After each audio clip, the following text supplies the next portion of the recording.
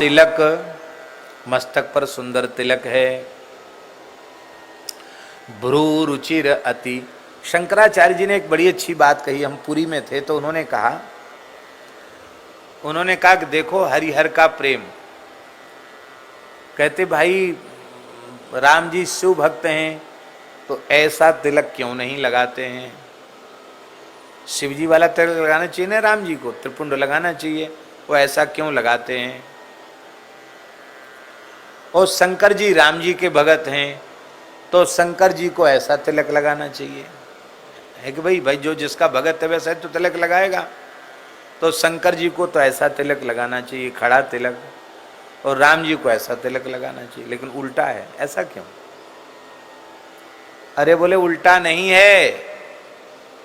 शिव जी का प्रधान चिन्ह त्रिशूल है, आयुध त्रिशूल है, और त्रिशूल ऐसा ही होता है।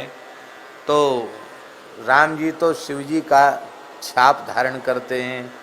और राम जी का धनुष कैसा होता है, ऐसे ही तो होता धनुष, ऐसे ही होता धनुष। बोले धनुषाकार त्रिपुंड, ऐसे धनुष के जैसा। तो कहते एक दूसरे से इतना प्रेम है, वो कहते आपका चिन्ह हम धारण करते, हमारा चिन्ह आप धारण करिए। बोलो भक्तवत्सल भगवान की। हमारे महाराज जी बड़ा विनोद करते थे। हम अपने बचपन में परम श्रद्धेय स्वामी श्री शरणानंद सरस्वती जी महाराज के चरणों में लगभग 10 वर्ष की आयु में 1 वर्ष रहे। पूज्य करपात्री जी महाराज के वे गुरु भाई थे, बड़े अच्छे दिव्य महापुरुष थे। तो जब हम पूज्य गुरुदेव भक्तमाली जी के साथ पहली बार वृंदावन के लिए चले, 10-11 साल की आयु रही, तो हम भी त्रिपुंड ही लगाते थे। तो सबसे पहले मुड़ारा गांव में गए, तो वहाँ हमने महाराज जी ने हमको दीक्षा नहीं दी थी। बोले तुमको दीक्षा वृंदावन में चल के देंगे। तो हमने महाराज जी से पूछी कि महाराज जी कौन सा तिलक लगावें। महाराज जी के साथ थे तो हम तो ऐसे लगाते थे भस्म के त्रिपुंड, जैसे हमारे सब ये बटुक लगाते हैं। और महाराज जी ऊर्ध्वपुंड लगाते थे। तो हमने महाराज जी से पूछा तो महाराज जी हम कैसा तिलक लगावें। तो महाराज जी हंसने लगे। अरे बोले तिलकम तो यथा रुचि, जैसी रुचि हो। क्योंकि नहीं आप बताइए, अब तो आपके साथ रहेंगे, कैसा तिलक लगाना है। तो महाराज जी हंसने लगे। बोले देखो हमसे क्या पूछते हो, अपने माथे से पूछ लो। हमने कहा महाराज जी माथा बोलता है। बोले हाँ हाँ बोलता, क्यों नहीं बोलेगा माथा, उससे पूछ लो कौन सा तिलक लगावें। हम तो बच्चे ही थे, 11 साल के थे, क्योंकि समझ में नहीं आया माथा कैसे बताएगा कौन सा तिलक लगाओ। तो महाराज जी हंसते हुए बोले देखो पंडित जी, जब ऊर्ध्वपुंड लगाता है कोई व्यक्ति तो हाथ में दर्पण लेके तिलक करता, तो ऐसे ऐसे सिर होता जरूर। चाहे कोई तिलक लगाओ, निम्बार की लगाओ, चाहे गौड़िया लगाओ, चाहे रामानंदी लगाओ, चाहे बल्लभ कुली लगाओ, कोई भी ऊर्ध्वपुंड लगाओगे तो माथा ऐसा ऐसा होगा। त्रिपुंड लगाओगे तो ऐसे ऐसे होगा। इसका मतलब माथा कहता है ये लगाओ लगाओ, हाँ हाँ लगाओ लगाओ, नहीं लगाओ नहीं लगाओ, ऐसे कह के उन्होंने हंसाया। इसका हम तो उनकी विनोद की बात कह रहे हैं, उनका ये आशय नहीं था, लेकिन हंसाने के लिए हम खूब हंसे।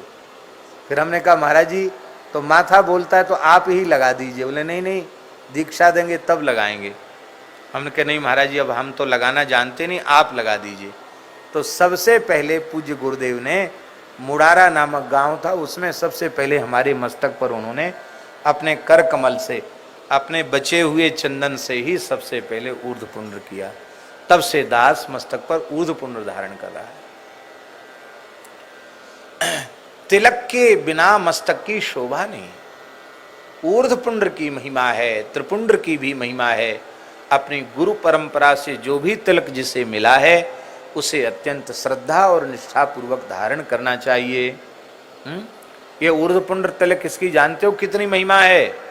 ऊर्ध्वम नयति यत् पुंड्रः प्राणिनम पापकारिणम तस्याख्या ऊर्ध्वपुंड्रेति तस्मात् तद्धारयेत् द्विजः। ऊर्ध्व माने ऊपर की ओर, यह पुंड्र शब्द का अर्थ है उंगली। उंगली से ऊपर की ओर खींच कर लगाने से इसको ऊर्ध्वपुंड कहते हैं। पापी से पापी मनुष्य को भगवान के धाम तक ले जाने में समर्थ होने के कारण इसको ऊर्ध्वपुंड कहते हैं। तस्याख्या ऊर्ध पुंड्रेति तस्मात् तद्धारे द्विजा, इसलिए इसको ऊर्ध पुंड्र कहा गया। ऊर्ध पुंड्रधरो मर्त्यो म्रियते यत्र कुत्रचित स्वपा कोपि विमानस्थो मम लोके महीयते। ऊर्ध पुंड्र, ये स्कंद पुराण का श्लोक है। ऊर्ध पुंड्र धारण करने वाला व्यक्ति जहां कहीं उसकी मृत्यु हो जाए, आवश्यक नहीं कि तीर्थ धाम में मरे, कहीं भी मर जाए, पर मरते समय मस्तक पर ऊर्ध पुंड्र तिलक हो, तो ऐसा व्यक्ति चांडाल कुल में भी पैदा हुआ क्यों न हो, वह विमान में बैठकर मेरे लोक में जाएगा, मेरे धाम का अधिकारी होगा। इतना महात्म्य है ऊर्ध पुंड्र तिलक का। आप लोग कहेंगे ऊर्ध पुंड्र का इतना महत्व, त्रिपुंड्र का बिल्कुल नहीं। हमारे कहने का ऐसा नहीं समझ लेना, त्रिपुंड्र में भी बड़ी महिमा है। क्या महिमा है त्रिपुंड्र की, सुन लो। त्रिपुंड वाले पूछे तिलक लगाते हो, उसकी भी महिमा है। आदि ब्रह्मा, पुंड्र माने होता उंगली, पुंड्र शब्द का अर्थ क्या है संस्कृत में, उंगली, और त्रि माने तीन, त्रिभिर पुंड्रैर धार्यते त्रिपुंड्रा, तीन उंगलियों से जो धारण किया जाए उसको त्रिपुंड्र कहते। तीन उंगली ऐसे भस्म लिया, ऐसे लगाया। अंगुष्ठेन कृता रेखा, क्योंकि मध्यम लेपित, मध्य में लेप नहीं करना चाहिए, इसलिए अंगुष्ठ से मध्य को ठीक करना चाहिए, मध्य में बिंदी, ये हो गया त्रिपुंड्र। आदि ब्रह्मा मध्य विष्णु ऊर्ध्वरेखा सदा शिवः बिंद की शक्ति रूपेण त्रिपुंड्रम धारये द्विजः। ये भी पुराणों में श्लोक आया है। आदि ब्रह्मा, नीचे वाली जो पहली रेखा है त्रिपुंड्र की, वो ब्रह्मा जी का स्वरूप है। मध्य वाली रेखा विष्णु का स्वरूप है, ऊपर वाली रेखा शिव जी का स्वरूप है, और जो बिंदी है वो भगवती पराम्बा जगदम्बा आद्या शक्ति भगवती जगदम्बा दुर्गा का प्रतीक है। इस तरह से ये सभी देवता इसमें आ जाते हैं। और स्वभाव तिलक, तिलक के बिना मस्तक की शोभा नहीं है। हमारे महाराज जी कहते थे, सच्ची बात तो यह है कि तिलक को ही स्नान कहते हैं, तिलक को ही स्नान कहते, महाराज जी कहते थे। आप खूब बढ़िया से नहाए हो और मस्तक पर तिलक न हो, और अब साधु ब्राह्मण है तो कोई जरूर पूछेगा क्यों महाराज स्नान किया नहीं किया है। और भले ही आप बिल्कुल न नहाए हो, ठंड पड़ रही हो, हाथ मुंह धो लिया, साफी से पोंछ लिया, अनेक मुंह चुपड़ लिया, बढ़िया से तिलक लगा के माला झोली लेके बैठ जाओ। कोई कह जाए तो कहो कि तुम नहाए कि नहीं नहाए, बढ़िया तिलक ताजा लगा हुआ तिलक हो, कहें आ देखो